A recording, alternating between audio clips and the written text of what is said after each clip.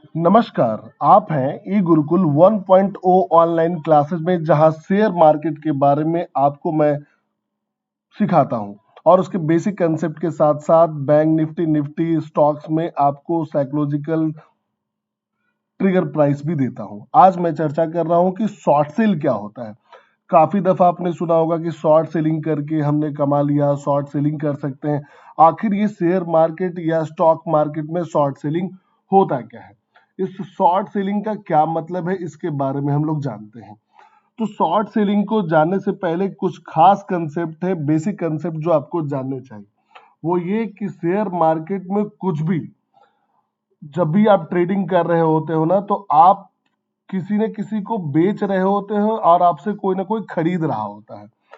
आप जब भी कुछ खरीद रहे हैं किसी शेयर मार्केट में, तो उस समय उसी चीज को कोई बेच रहा होता है। अगर यहां से इस शेयर को, आपने एक शेयर को बेचा है, ये आप है, तो आपने एक्स को अगर बेचा है तो ये बी ने एक्स को लिया होगा। ठीक उसी तरह से आपने सेल किया है, लेकिन इसने क्या किया, बाई किया है। ठीक इसी तरह से आपने क्या किया है कि ए हो आप, और आपने क्या किया है, एक्स को खरीदा है, तो निश्चित रूप से बी ने इसको बेचा होगा। तो जिस शेयर को भी आप ट्रेडिंग कर रहे होते हो ना, उस समय कोई खरीद रहा होता है या कोई बेच रहा होता है। बेसिक कंसेप्ट यही है, पहले तो यही समझना है कि आप जब भी कुछ बेच रहे हैं तो अगला उसको खरीद रहा है, और वो अगर बेच रहा है तो आप उसको खरीद रहे होते हैं। एक तो बात ये समझ में आ गई। इस उसके बाद का जो बेसिक कंसेप्ट है, आप वो समझ लो कि प्रॉफिट कैसे होता है। प्रॉफिट के लिए एक ही चीज इंपॉर्टेंट है कि आप जो भी सामान खरीदते हैं, उसका जो आप बेचिए तो महंगे प्राइस पे बेचिए। अगर आप 100 रुपए में कोई सामान खरीदते हैं तो उसको 110 रुपए में बेचेंगे तो 10 रुपया का आपका प्रॉफिट होगा। सीधा सा मतलब है। अगर इसी प्रोसेस को हम उल्टा देखें तो हम ये कह सकते हैं कि अगर आप किसी सामान को 110 रुपए में बेचते हैं, 110 रुपए में बेचते हैं, तो इसको आपको बाई करना होगा 100 रुपए में। तब इसको आपको बाई करना होगा 100 रुपए में।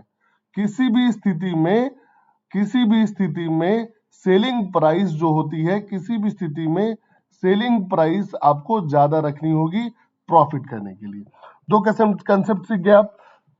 एक तो आपको मैंने सेलिंग प्राइस बताया कि सेलिंग प्राइस किसी भी स्थिति में ज्यादा होगी बाई प्राइस से। सेलिंग प्राइस किसी भी स्थिति में ज्यादा होगी बाई प्राइस से। बाई प्राइस मैं फिर से यहां पर लिख दूं आपको, बाई प्राइस जिस प्राइस पे आप खरीदते हैं, इससे सेलिंग प्राइस क्या हो गया, ज्यादा होगा।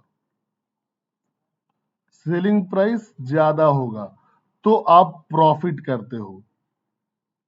एक कंसेप्ट ये समझा आपने। दूसरा कंसेप्ट समझा कि आप जब भी कुछ खरीद रहे होते हो तो कोई बेच रहा होता है, और जब आप कुछ बेच रहे होते हो तो उस चीज को कोई खरीद रहा होता है। तो ये मैंने आपको सिखाया। अब मैं आपको ये बताने वाला हूं कि आखिर ये शॉर्ट सेल क्या होता है। शॉर्ट सेल में आप ये करते हो कि आप अपने ब्रोकरेज हाउस की मदद से, जिस कंपनी से भी आपने अपना डीमेट अकाउंट ओपन किया हुआ है, वो ब्रोकरेज हाउस होगी। उस ब्रोकरेज हाउस की मदद से आप क्या करते हैं, कुछ पैसे उधार लेते हैं। ध्यान समझिए, ब्रोकरेज हाउस की मदद से कुछ पैसे उधार लेते हैं, जिसे आप मार्जिन कहते हो, और उस पैसे से उधार लेके आप उस शेयर को बेच देते हैं जो शेयर आपका है ही नहीं। ध्यान समझेंगे, जो शेयर आपका है ही नहीं उसे आप बेच देते हैं, तो निश्चित रूप से कोई खरीद रहा होगा। ध्यान समझिए, जो शेयर आपका है ही नहीं उसे आप बेच रहे हो किसी अगले को। ये बेचने के पैसे जो आपका था ही नहीं, वो कहां से आया, तो ब्रोकरेज हाउस ने आपको मार्जिन दी है।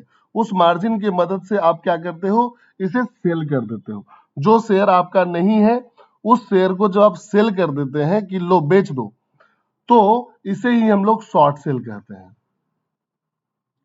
ध्यान समझ, जो शेयर आपका नहीं है फिर भी अगर आप उसे बेच देते हैं तो इसी कंसेप्ट को शॉर्ट सेल कहते हैं। इस शॉर्ट सेल में क्या होता है कि आपको मार्जिन मिलता है अपने ब्रोकरेज हाउस से।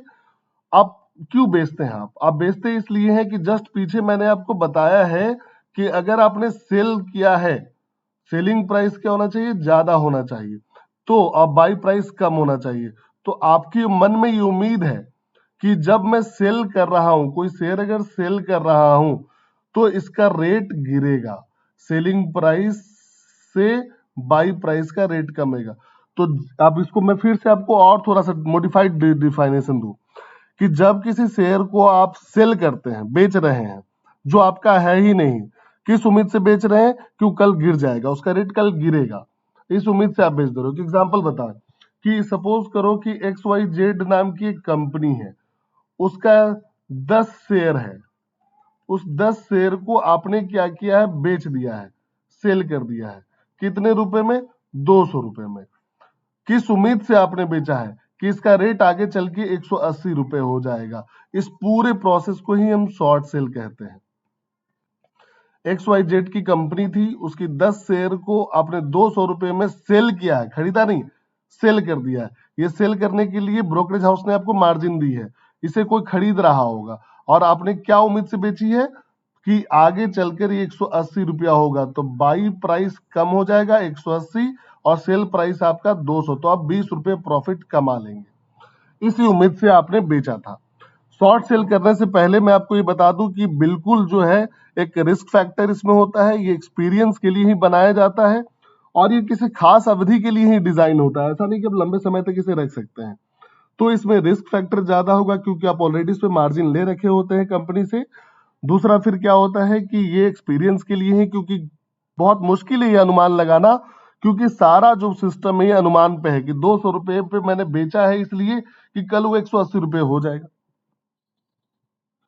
तो बेसिक कंसेप्ट यही रहा आपका शॉर्ट सेल के लिए कि आप अपने ब्रोकरेज हाउस के मदद से स्टॉक्स को, किसी स्टॉक्स को आप उधार पे लेते हैं और उस उधार पे लिए हुए स्टॉक्स को आप सेल कर देते हैं इस उम्मीद में कि आगे चलकर उसकी रेट आउट डाउन होगी और इसी प्रोसेस को आप शॉर्ट सेल कहते हैं। शॉर्ट सेल बिल्कुल रिस्की होता है क्योंकि इसमें पूरा का पूरा अनुमान लगाना होता है कि कल इसके साथ क्या होगा। तो जब भी आप इन्वेस्टमेंट करें तो सावधानी और एनालिसिस और फाइनेंशियल एडवाइजर की मदद से ही करें। Thank you so much. मेरी वीडियो आपको अच्छी लगती हो तो लाइक करें, सब्सक्राइब करें, कमेंट करें और अपने दोस्तों के साथ शेयर करें। Thank you.